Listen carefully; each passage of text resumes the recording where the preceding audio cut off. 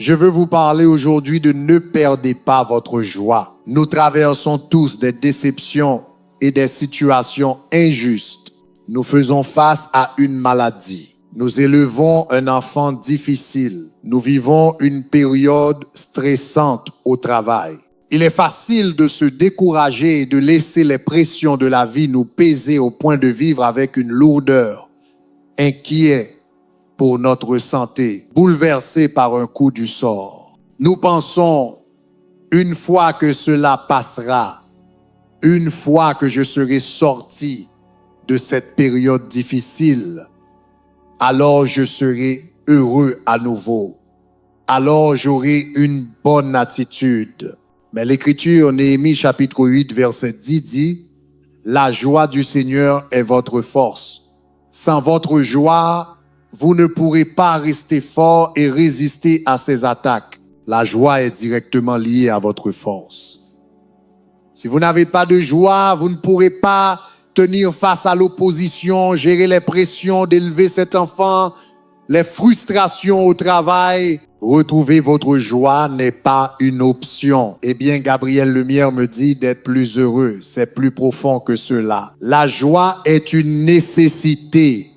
C'est elle qui vous donne la force de surmonter. L'ennemi ne s'attaque pas vraiment à vos rêves, vos enfants, votre santé, vos finances.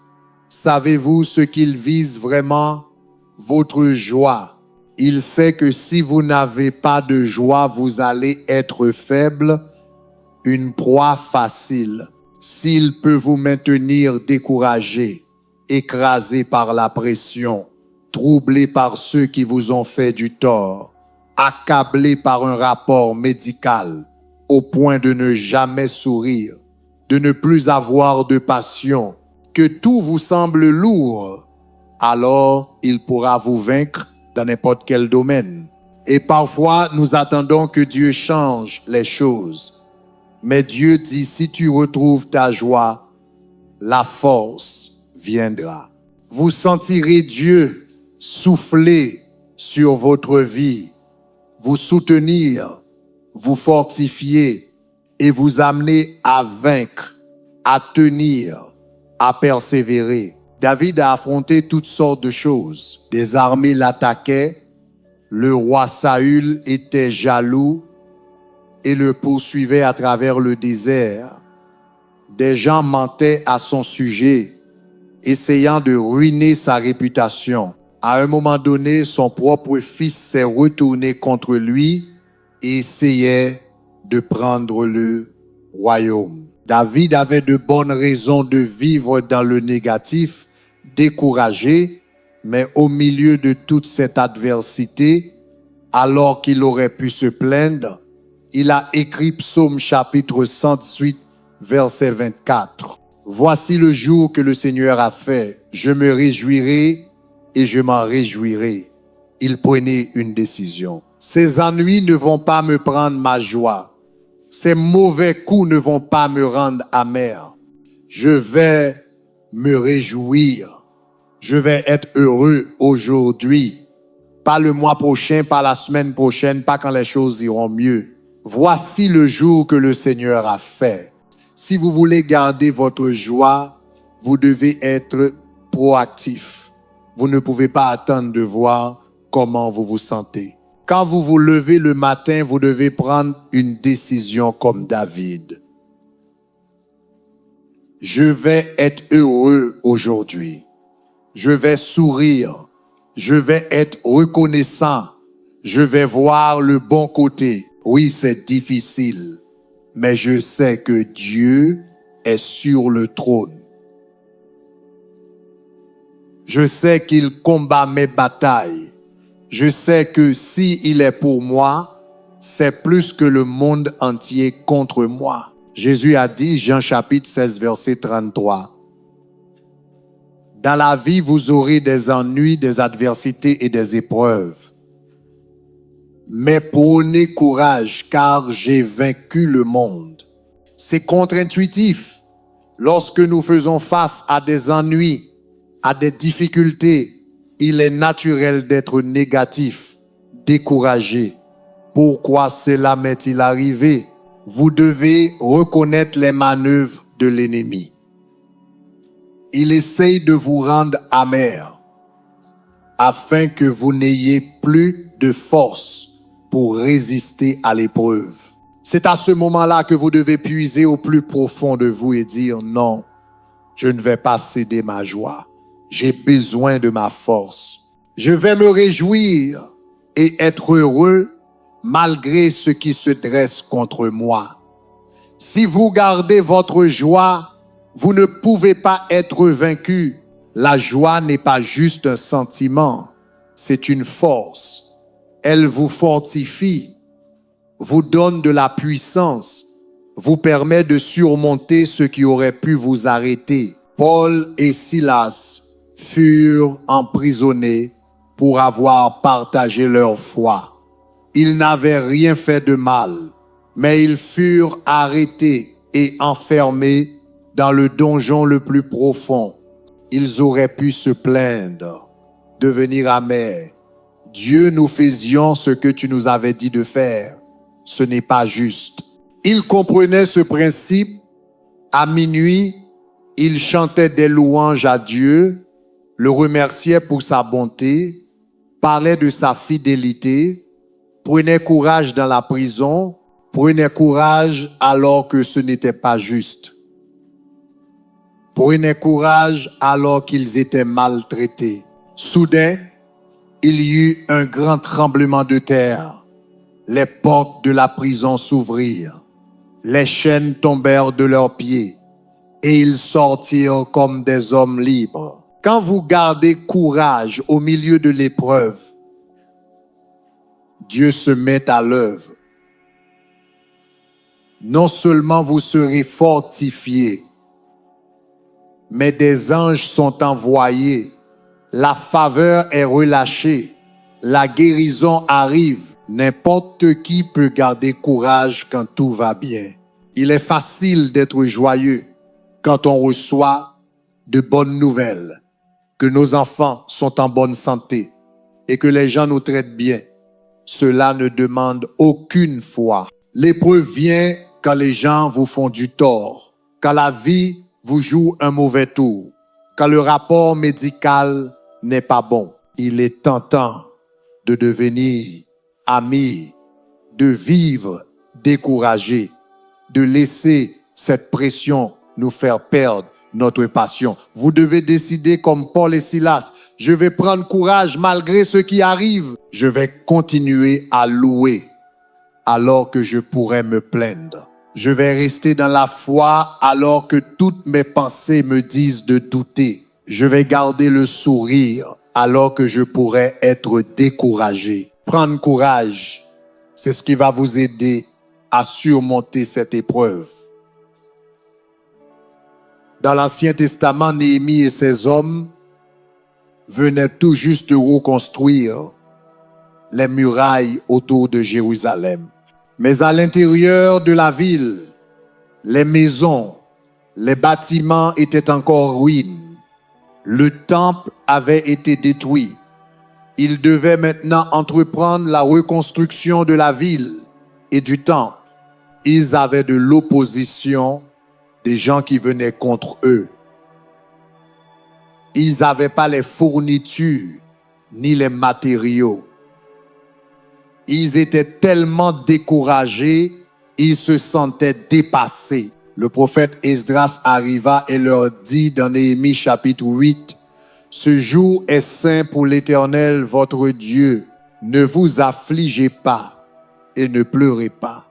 Ne soyez pas attristés ni déprimés, car la joie du Seigneur est votre force. » Dieu savait que s'ils restaient dans le deuil, s'ils restaient découragés, ils n'auraient jamais la force d'aller de l'avant et de réaliser leur destinée. Nous avons tous ces moments où nous subissons des revers. Des gens viennent contre nous, nous perdons un être cher. Il est facile de rester dans le deuil, découragé par ce qui est arrivé, amérant vers ceux qui nous ont blessés, frustrés par la durée de l'attente. Dieu nous dit ce qu'il leur a dit. Arrête de pleurer, arrête d'être déprimé. C'est un nouveau jour.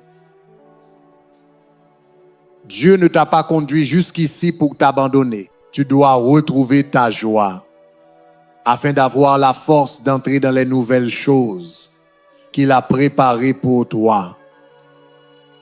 Néhémie et les Israélites ont fini par reconstruire le temple, reconstruire la ville. Ils ont vu Dieu les protéger, leur accorder la faveur, leur donner les ressources pour accomplir plus que ce qu'ils avaient jamais rêvé. Mais cela n'aurait jamais été possible s'ils n'avaient pas changé leur attitude et pris la décision de retrouver leur joie. Eh bien, Gabriel Lumière, je suis découragé aujourd'hui à cause du rapport médical. Je suis bouleversé parce que mon enfant s'égare. Je suis stressé à cause de ce problème juridique, c'est pour ça que je suis amer. L'Écriture dit, considérez comme une joie parfaite quand vous traversez diverses épreuves. Cela ne semble pas logique. Pourquoi Dieu dirait-il, soyez joyeux quand nous affrontons des difficultés? Prenez courage quand nous traversons des moments durs. C'est parce que si vous perdez votre joie, vous perdrez votre force. Dans ces moments difficiles, vous avez plus que jamais besoin de votre force. Quand vous avez un enfant difficile à élever, cela demande beaucoup d'énergie. Quand vous affrontez une maladie, cela peut être épuisant émotionnellement et physiquement. Quand vous attendez qu'un rêve se réalise ou que vous rencontriez la bonne personne, vous serez tenté de vous décourager et d'abandonner. Votre joie est ce qui va vous aider à continuer de croire, à rester fort. Si vous traversez cela dans le négatif, le découragement, l'amertume, vous n'aurez pas la force de livrer le bon combat de la foi. Une façon de garder votre joie est de savoir que de l'autre côté de cette difficulté se trouve un nouveau niveau. De l'autre côté de chaque revers, il y a une nouvelle opportunité, une nouvelle croissance. Dieu n'aurait pas permis l'épreuve si elle ne devait pas servir à votre bien. Elle n'est pas là pour vous arrêter, elle est là pour vous élever. Vous devez continuer à vous rappeler. Même si je n'aime pas cela, même si ce n'est pas juste, je vais garder ma joie, sachant que ce revers est en train de me préparer pour quelque chose de plus grand. Dieu ne nous fait jamais sortir de la même manière. Il oblige l'ennemi à payer pour avoir apporté l'épreuve. La clé est de garder votre joie afin d'avoir la force de traverser la difficulté et de voir les choses plus grandes que Dieu a pour vous. C'est pourquoi Dieu a dit à Néhémie, arrête de pleurer, arrête d'être découragé. Oui, tu as traversé beaucoup d'épreuves. Oui, il y a de grands défis devant toi, mais tu dois retrouver ta joie afin d'avoir la force d'aller là où je t'emmène. Vous n'avez pas à tout comprendre. Dieu combattra vos batailles. Il ouvrira les bonnes portes. Il amènera les bonnes personnes. Mais vous ne pouvez pas être faible et vaincu. C'est trop pour moi, je suis dépassé. Non. Reprenez votre joie. Voyez-vous, parfois la manière dont Dieu nous délivre est de nous permettre de tenir plus longtemps que l'opposition. Vous n'aurez pas la force d'endurer si vous vous levez le matin en pensant, oh, mais quand est-ce que cela va changer? Je n'ai jamais de bonnes nouvelles. Je n'en peux plus. Cela vous affaiblit, draine votre énergie, enlève votre passion. Votre joie est liée à votre force. Plus vous êtes joyeux, plus vous serez fort. Et je ne parle pas de rire tout le temps. Je parle d'un contentement intérieur. Vous avez un chant de louange dans votre esprit, une reconnaissance envers Dieu. Vous le remerciez constamment pour ce qu'il a fait. Vous avez un sourire sur le visage. Vous êtes passionné par la journée. Voyez, Esdras a dit, ce jour est saint pour Dieu, ne soyez pas attristés ni découragés. Il disait, ce jour est un don de Dieu. Il aurait pu choisir n'importe qui d'autre pour être en vie à ce moment-là. Mais il vous a choisi, vous et moi. Nous devrions ressentir une responsabilité à vivre cette journée dans la foi. Ce n'est pas un jour ordinaire. Chaque jour est un jour saint. Ne le traversez pas dans le négatif, l'amertume, les plaintes. Rien de ce qui vous est arrivé n'a arrêté votre destinée. Les ennuis, l'adversité, la déception, tout cela est un test. C'est l'ennemi qui essaie de vous tromper. Comme il a presque réussi à le faire avec Néhémie, en le rendant découragé, en deuil, marchant avec un état d'esprit vaincu. Si vous retrouvez votre joie, vous retrouverez votre force. Si vous gardez courage au milieu de votre difficulté, c'est votre foi en action.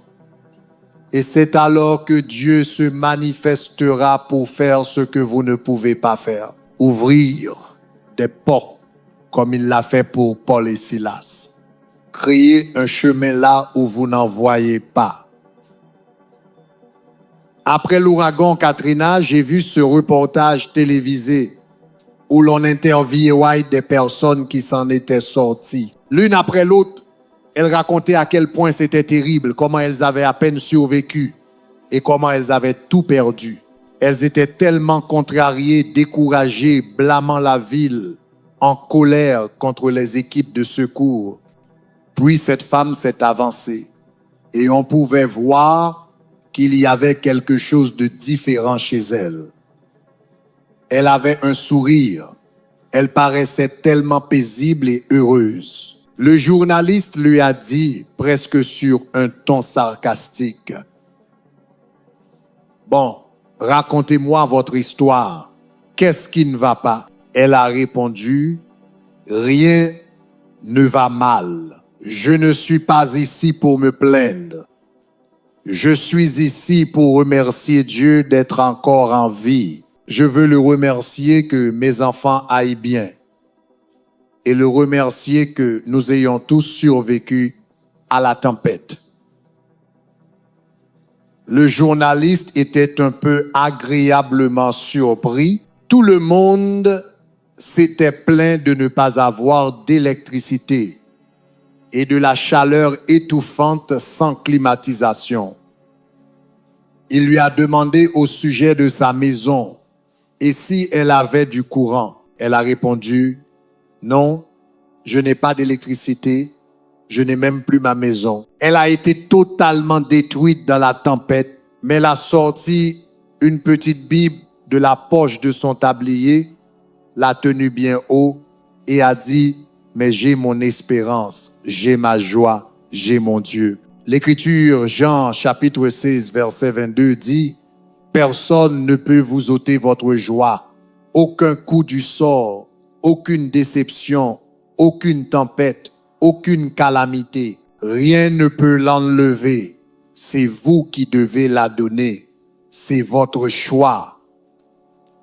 Vous êtes responsable de votre joie. Vous en avez besoin pour votre destinée, pour élever vos enfants, pour accomplir vos rêves. Elle est conçue pour vous fortifier, pour vous donner de la puissance. Trop souvent, nous faisons l'erreur de la céder. Nous avons eu une déception. Nous en avons donné un peu. Ou bien cette personne m'a fait du tort, je lui ai donné de la joie. j'ai commis cette erreur. L'année dernière, j'ai donné encore un peu de joie. Et nous nous demandons pourquoi sommes-nous découragés? Pourquoi n'avons-nous plus la passion pour nos rêves, l'endurance pour nos enfants? Parce que nous sommes faibles en joie. La bonne nouvelle, c'est que vous pouvez retrouver votre joie. C'est une décision que vous prenez. Comme David. Voici le jour que le Seigneur a fait. Je vais me réjouir aujourd'hui. Je vais être heureux aujourd'hui. Je vais vivre cette journée dans la foi. C'est ce qu'a fait Habakkuk, un homme dans l'Écriture. Il a dit, Habakkuk chapitre 3, verset 17, « Même si le figuier ne fleurit pas et qu'il n'y ait pas de fruits sur la vigne, même si les récoltes d'olives échouent et que les champs ne produisent pas de nourriture, même s'il n'y a pas de brebis dans l'enclos, ni de bœufs dans les étables. » Il disait, mais il a continué en disant, « Pourtant je me réjouirai en l'Éternel, je trouverai ma joie dans le Dieu de mon salut. » Il disait, toutes ces choses négatives sont arrivées, mais je connais un secret. Je ne vais pas céder ma joie. Dans cette épreuve, je vais prendre courage, car je sais que le salut arrive. Le salut signifie la délivrance, les percées, la guérison, l'abondance. Il s'attendait à la bonté de Dieu. Cette joie est ce qui vous donne la force de rester ferme et de traverser les difficultés. Bien souvent, nous ne voyons jamais Dieu renverser la situation. Nous ne le voyons jamais nous rendre justice, car nous nous décourageons et nous abandonnons ce que nous croyons. Nous devons avoir cet esprit comme Habakkuk. Oui, j'ai subi une perte. Le rêve n'a pas abouti, la relation a échoué, mais je ne vais pas vivre découragé à ressasser les blessures. Pourtant, je me réjouirai. Si vous voulez atteindre votre potentiel, vous devez avoir la foi du pourtant. Mon entreprise est au ralenti. Pourtant, je crois encore que l'abondance arrive. Le rapport médical n'est pas bon. Pourtant, je fais encore confiance à Dieu que la guérison est en route. Cette personne m'a fait du tort. Je ne suis pas amer. Pourtant, je me réjouirai, sachant que Dieu est mon justificateur, sachant que Dieu me le rendra. Retrouvez votre joie. Quand vous avez votre joie, vous montrez à Dieu que vous lui faites confiance. Quand l'ennemi apporte des ennuis, il s'attend à ce que vous vous effondriez, que vous vous plaigniez, que vous blâmiez les gens. Quand vous faites comme Habakkuk et que vous dites, pourtant je me réjouirai, vous donnez un mal de tête à l'ennemi. S'il ne peut pas vous voler votre joie, il ne peut pas vous vaincre. J'ai entendu parler de ce petit oiseau qui vivait dans une cage. Et chaque jour, il se balançait sur son perchoir, chantait et chantait du matin au soir. Il était tellement heureux, sans aucun souci. Un jour, sa propriétaire nettoyait la cage, comme elle le faisait chaque semaine. Il était toujours sur son perchoir, chantant joyeusement, et elle avait l'aspirateur en train d'aspirer le fond de la cage quand le téléphone a sonné. Elle s'est penchée pour répondre au téléphone, et ce faisant, sa main avec le tuyau de l'aspirateur est montée et a accidentellement aspiré le petit oiseau. Après avoir raccroché, elle a remarqué qu'il n'était plus là et elle s'est dit, où est-il passé? Elle a cherché partout dans la maison, dans différentes pièces, derrière chaque rideau. Finalement, elle a compris que l'impensable avait peu être lieu. Elle a couru ouvrir le sac de l'aspirateur et bien sûr, il était là, tout ébouriffé. Elle se sentit terriblement mal. Elle l'a épousseté, nettoyé du mieux qu'elle pouvait. Puis, elle l'a remis sur son perchoir. Elle dit, la chose la plus étrange est arrivée, il n'a plus jamais chanté. Il restait simplement là, à fixer dans le vide, il avait perdu son chant. Parfois, c'est ce qui nous arrive. Nous allions bien, tout était parfait. Puis nous avons été frappés par un bouleversement. Nous avons subi une déception. Quelqu'un nous a fait du tort. Le rapport médical n'est pas bon. Nous avons été aspirés par ce tuyau d'aspirateur, pour ainsi dire. Et bien sûr, nous remercions Dieu d'en être sortis, mais trop souvent, comme ce petit oiseau, nous avons perdu notre chant. Nous n'avons plus la joie que nous avions autrefois. Nous ne poursuivons plus nos rêves. Nous ne sommes plus passionnés par la vie. Nous faisons juste les gestes. Vous devez retrouver votre chant. Cette déception n'a pas arrêté votre destinée. Ce mauvais coup n'a pas pris Dieu par surprise. Il a encore des choses extraordinaires dans votre avenir. Mais voici la clé. L'ennemi aimerait que nous vivions découragés, sans rêve, sans croyance. Ne tombez pas dans ce piège. C'est le moment où vous devez puiser profondément et dire, Dieu, je considère cela comme une joie parfaite.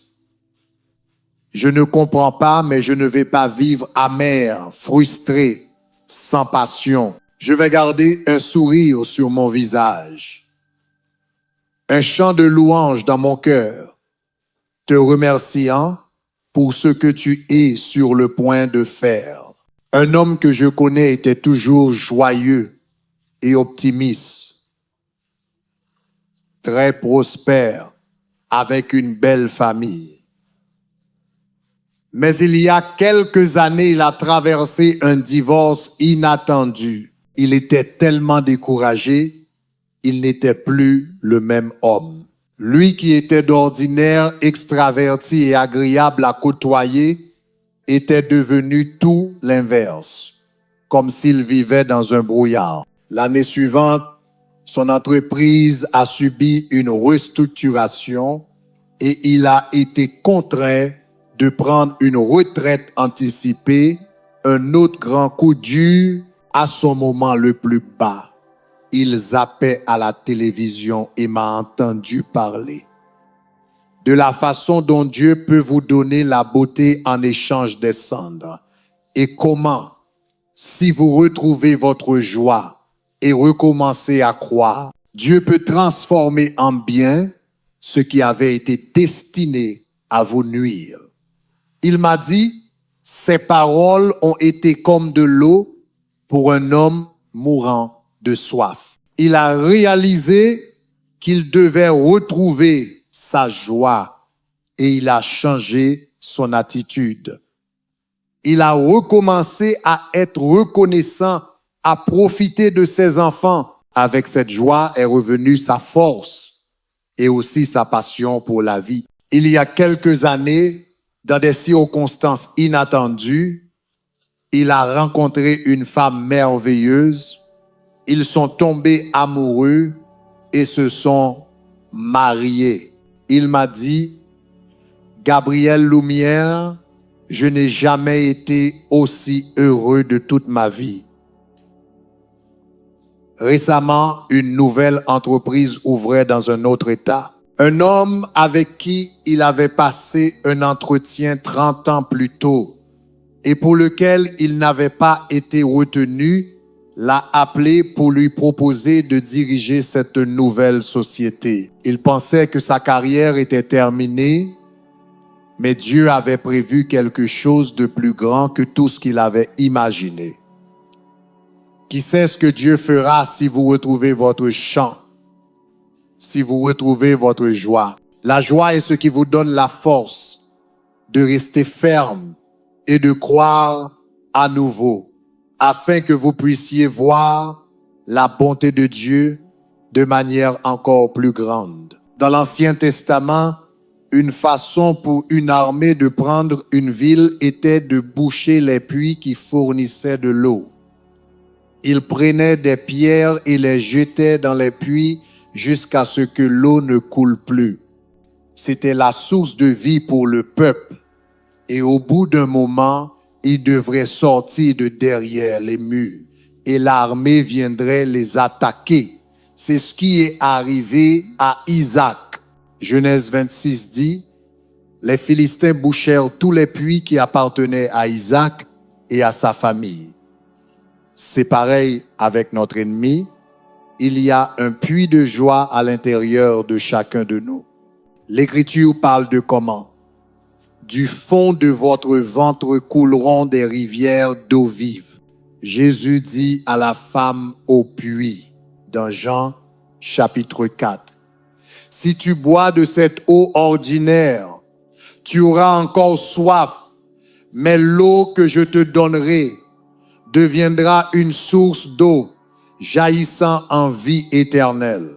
C'est la joie que Dieu a placée en nous. Mais tout comme avec Isaac, l'ennemi vient et essaie de boucher notre puits. Il utilise des pierres de déception, des pierres de douleur, des pierres de culpabilité provenant des erreurs que nous avons commises, des pierres de doute. Nous ne pensons pas pouvoir y arriver, des pierres d'offense, car ils nous ont fait du tort. Maintenant, nous n'avons plus de joie, nous ne sommes plus passionnés, c'est parce que notre puits est bouché. Nous avons laissé la douleur, l'amertume, la peur, la condamnation bloquer ce flux. Voyez-vous, il y a une différence entre un puits sec et un puits bouché. Un puits sec est terminé, il est fini, il n'y a plus rien, tout est épuisé. Mais un puits bouché est un puits qui a tout ce potentiel, toute cette eau prête à couler, mais qui est juste limitée par ceux qui bloquent son passage. Vous avez traversé des coups durs, des déceptions, et maintenant cette joie ne coule plus. La bonne nouvelle, c'est que votre puits n'est pas sec, il est juste bouché. Si vous enlevez ces pierres, l'eau va recommencer à couler comme jamais auparavant. Des rivières d'eau vive. Le verset 18 dit, Isaac déterra les puits que les Philistins avaient bouchés. Peut-être qu'aujourd'hui vous avez besoin de redéterrer certains puits. Vous avez besoin de déboucher ce qui a arrêté votre joie. Une déception, un mauvais coup, un retard, les choses ne se sont pas passées selon votre calendrier. Et maintenant vous êtes amer, vous ne croyez plus. Enlevez cette pierre. Peut-être que vous devez pardonner à quelqu'un. Laissez tomber cette offense. Cela ne les affecte pas. Cela bouche votre puits. Peut-être que vous devez vous pardonner à vous-même. Arrêtez de vivre dans la condamnation. Vous sentir coupable. Vous concentrer sur vos erreurs. Dieu ne s'en souvient plus. Pourquoi vous vous en souvenez-vous? Ou bien cette déception que vous avez traversée, cette porte qui s'est fermée, cela ne veut pas dire que cela ne se produira jamais. Cela veut dire que Dieu a quelque chose de mieux en réserve. Vous devez enlever cette pierre du découragement, enlever cette pierre du doute, pensez que c'est trop tard, que vous avez trop traversé. Cela bouche votre puits, vous empêchant de croire et d'attendre la bonté de Dieu. Ou est-ce une pierre d'insécurité, de ne pas se sentir précieux, de penser que vous n'êtes pas à la hauteur, que vous n'êtes pas attirant, pas assez talentueux? Cette pierre vous empêche de briller, de vous épanouir, de voir pleinement qui Dieu vous a créé pour être. Il ne nous a pas créés pour vivre inquiets, découragés, limités. Jésus a dit qu'il est venu pour que votre joie soit complète. Il a mis cette rivière en vous pour qu'elle coule sans cesse. Vous devez prendre cette décision. Je serai heureux aujourd'hui. Oui, j'ai traversé des difficultés, mais je vais prendre courage. Pas parce que tout est parfait, mais parce que je sais que mon Dieu est sur le trône. Ce qu'il a prévu pour ma vie va se réaliser. David a commis des erreurs. Il était très abattu, tellement découragé. Il a dit dans le psaume chapitre 51, verset 12, « Ô Dieu, restaure en moi la joie de mon salut. » Il a reconnu que son puits était bouché. Il a demandé à Dieu de l'aider. Vous êtes peu, être en lutte contre le découragement. La vie vous a jeté des défis inattendus. Ma prière aujourd'hui est que Dieu va restaurer votre joie. Pas un filet d'eau, pas un ruisseau, mais une rivière d'eau vive. Cette joie qui jaillit de l'intérieur. C'est ainsi que vous allez avoir la force de surmonter les attaques, de résister à l'opposition. Votre joie est directement liée à votre force. Personne ne peut vous l'enlever, ni aucune circonstance. Maintenant, faites votre part. Ne la donnez pas. Si vous faites cela, je crois et je déclare, le découragement va partir immédiatement. La peur ne peut pas rester. Le doute s'en va. Vous êtes sur le point de voir un nouveau niveau de joie, un nouveau niveau de force, un nouveau niveau de faveur, la plénitude de votre destinée au nom de Jésus. Et si vous le recevez, pouvez-vous dire Amen. Amen.